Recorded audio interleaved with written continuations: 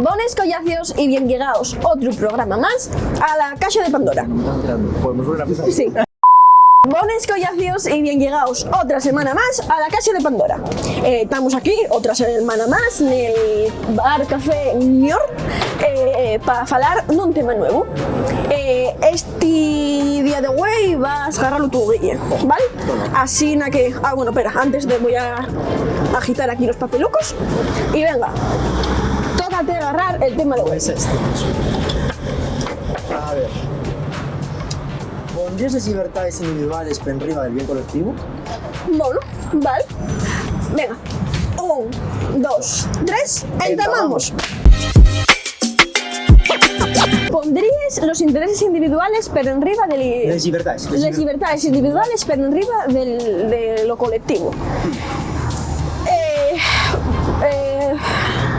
Tema complicado, ¿eh? A ver, claro, si falamos como venimos viviendo estos años de una pandemia mundial en la que morrió, por desgracia, mucha xente, yo creo que hay ciertas libertades individuales que pasen a segundo plano si con ello va a salvar la vida o el beneficio de todo el mundo. O sea, yo es lo que yo pienso, si por quedarnos todos en casa unos meses procuramos o impedimos que muera mucha gente, pues yo quedóme en casa encerrada sin ningún tipo de problema. Ya. Eso yo lo que se llama muchas veces una decisión drástica, porque escuellas una cosa u otra tiene unas consecuencias muy graves. Entonces también, a ver, no me gusta el plantearlo como un dilema, sino que hay que buscar una especie de término medio. Es que también ya depende de la libertad individual que se vaya a quitar, ¿no? A ver, hay ciertas libertades que no podemos sacrificar mucho más, no podemos libertad de prensa, libertad de asociación, libertad de expresión, que de algunas de ellas vieronse normales después de todos los atentados terroristas en Estados Unidos con el 11S y con el 11M. Mucha legislación que se pasó con ETA, para combatir ETA, sé que significó recortes de algunas libertades y eso no se puede permitir. No puede ser que para combatir el terrorismo o para combatir una pandemia los ciudadanos tengan que dejar de ellas libertades. Claro. Yo no estoy diciendo que, a ver, obviamente el ir de fiesta no es una libertad que te recoge en la Constitución. No hay un derecho fundamental. No estamos hablando de eso, estamos hablando de cosas más serias, ¿no?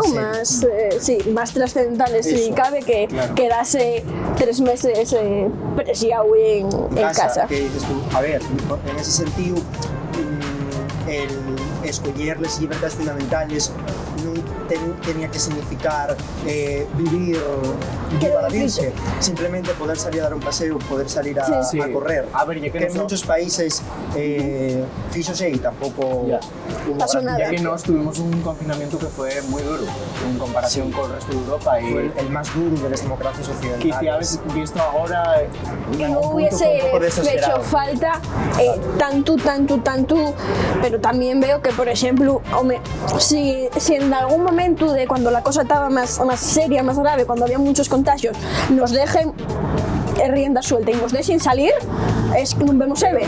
No, eso o sea, y por ejemplo, están apreciados los chigres porque tienes que poner un toque de queda. Sí, también es verdad. Son cosas muy serias, son cosas que en España... O que no pudiéramos salir ni a dar un paseo a no ser que tuvieras un perro, que no sabía el vacío llegar. Muchas leyes autonómicas que son de dudosa constitucionalidad que prohibían ir a más de no sé cuántas personas por la calle juntas. Y esas cosas que son reflejo de otra España muy oscura.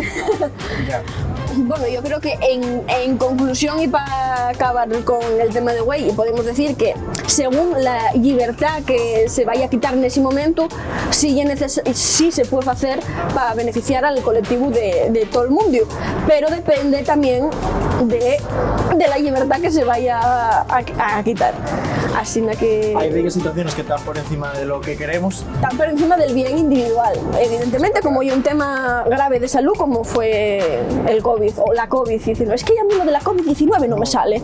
Suena muy raro, la verdad. La pandemia. Así que nada, dejadnos en comentarios lo que vos parece a vosotros y vémonos aquí otra vez la semana que viene. ¡Hala!